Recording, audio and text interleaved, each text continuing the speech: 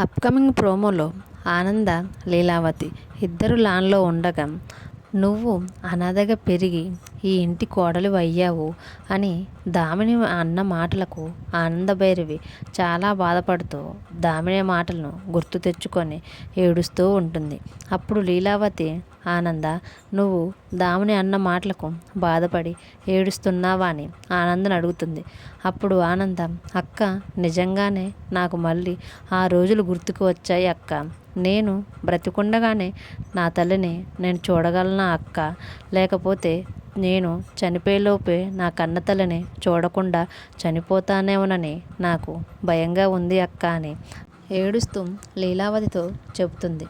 మరోవైపు ఆనంద కన్నతల్లి సీతమ్మ గారు ఆనందభైరవి చిన్నప్పటి ఫోటో పట్టుకొని ఒక బొమ్మలు గీసే అతని దగ్గరికి వస్తుంది.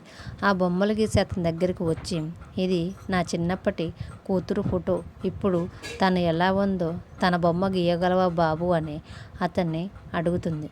అప్పుడు అతను, గీస్తాను అమ్మ అని చెప్పి ఆ చిన్నప్పటి ఫోటో ఆధారంగా బొమ్మను గీస్తాడు. కొంతసేపైన తర్వాత బొమ్మలు గీసే అతను, అమ్మ, బొమ్మ గీయటం అయిపోయింది, వచ్చి చూడండి అని సీతమ్మ గారిని పిలుస్తాడు.